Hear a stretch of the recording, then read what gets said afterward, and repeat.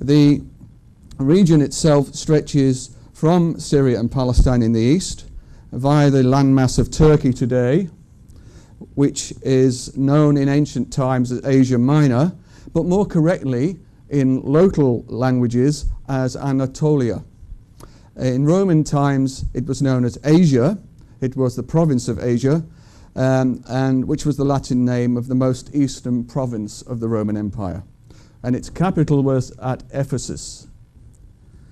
As I said, it's a large body of land. It's a large peninsula jutting out into the Mediterranean.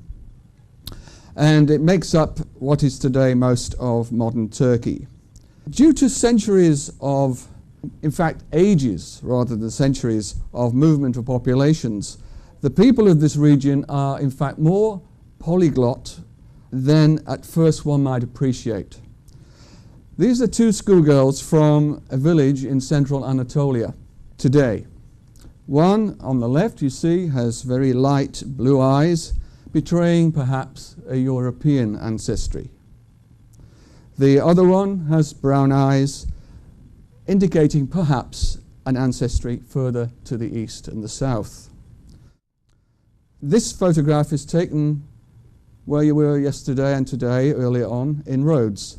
And it indicates, it shows a church near the Jewish quarter of Rhodes, which once upon a time was also a mosque.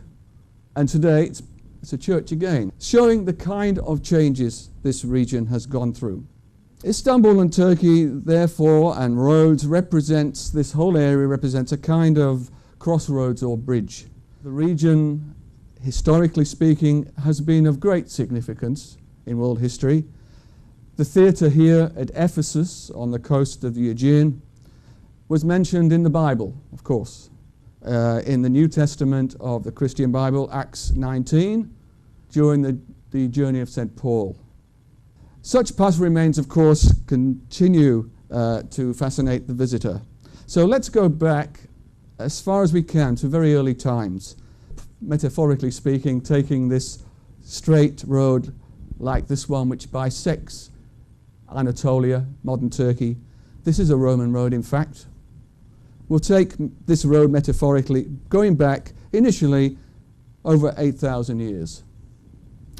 I'm going to take you first to a place here near the ancient city of Iconium or Konya, a place called Çatalhöyük. Höyük in Turkish means mound. The Arabic is tel. So any archaeologists amongst us, I know we have perhaps a couple, you will know these terms already. Höyük or tel. Like most places in the Eastern Mediterranean, Anatolia was part of the Fertile Crescent, and therefore it's significant in the evolution of humans from being nomadic hunter-gatherers to settled agriculturalists. The site of Çatalhöyük today presents us with quite fascinating and tantalizing view of our human forebears on the cusp of becoming settled. The site dates, when it was dug in the 1960s, it was found to date from around about 6000 BC. It's one of the very earliest sites showing human beings as settled. And it's important because it begins to show human beings making permanent houses and developing the skill to make things such as mud bricks and rudimentary pottery, as well as using stone and obsidian. Obsidian, by the way, was the volcanic material which was spewed out by the ancient volcanoes in central Anatolia. And obsidian was became a very valuable material for making tools and mirrors. It's like a volcanic glass. This is an example of one of the trenches dug by Mellart. Actually, later than Mellart, this is the more recent stuff done by a gentleman called Dr. Ian Hodder from Cambridge University in Britain. And these excavations show some of these houses. It shows the shape of the houses with the different rooms you can see, and the fact that there was a ladder against a wall going up to what was the roof of the houses. The Iberian Peninsula is the name of the geographical piece of land which is to our east at the moment. And of course, this is the place where Islam first came into Europe. The Alhambra, just mentioned as the palace of Muhammad Abu Abdullah, the place where just outside the surrender of Muslim Spain to Christian Spain took place. Of course, it's the best known of the buildings, Muslim buildings in Granada, and possibly alongside the Cordoba Mosque in the whole of Spain. Its archetypal arabesque design and decoration make it stand out from other buildings. But what it's doing, in these pictures you can see, it's a very beautiful building, ephemeral in a way, and what it's actually doing is fusing all those influences which I've been talking about, which had led up to the Islamic occupation of Spain. It's fusing Arab, Berber, and Moorish designs and decoration in a great palace like this. It has ornate reception rooms and exquisite private spaces. Private spaces in Muslim buildings, in palaces particularly, are very important. Cool areas, shaded, small courtyards with running water. Very important. The Alhambra itself has three parts. It's begun actually as a smaller royal palace in the 14th century, and then it's extended into a fortress, the Alcazaba, as it's known later, and then expanded further with the gardens which are built around it. You notice how it's very breathy,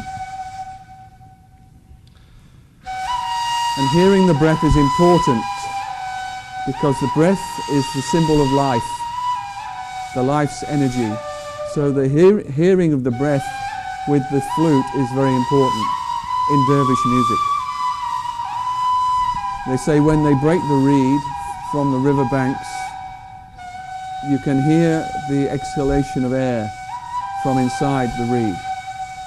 And so this is also symbolic of the breath of life. And also the sound puts you in a very interesting frame of mind for the religious ceremony which is going to take place. The turning of the dervish is supposed to encourage the sense of unity with God, and to induce a trance-like state.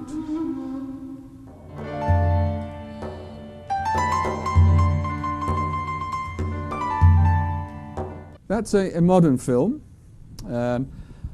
using all the instruments which we've been talking about, added to the piano and other instruments. If we jump back from, that film was 1995 or thereabouts, that film. If we jump back now 50 years or so to the 1920s, the 1930s, this was the time when many of the Greek-speaking people of Turkey had to leave because of the exchange of populations in 1920s between Greece and Turkey. Christians went to the west, Muslims came to the east. That's another story. But what happened, therefore, was that the multicultural element of the Ottoman Empire, which existed in this part of the world, was disturbed. Prior to that time, musicians in what is now Turkey and in Greece were playing similar music together. And a certain style of Eastern and Western music combined existed in the Aegean region of the Mediterranean. This was called Rebetika music. And Rebetika used all these traditional instruments and voices to sing romantic songs, lively songs, all that sort of thing. Now, Rebetika has been called the Greco-Turkish blues music because of the soulful sound of the lyrics and the impact of the music. I'm going to play you an example now of Rebetika, and I think you'll hear what I mean when it's called the blues of the East. Old recording again.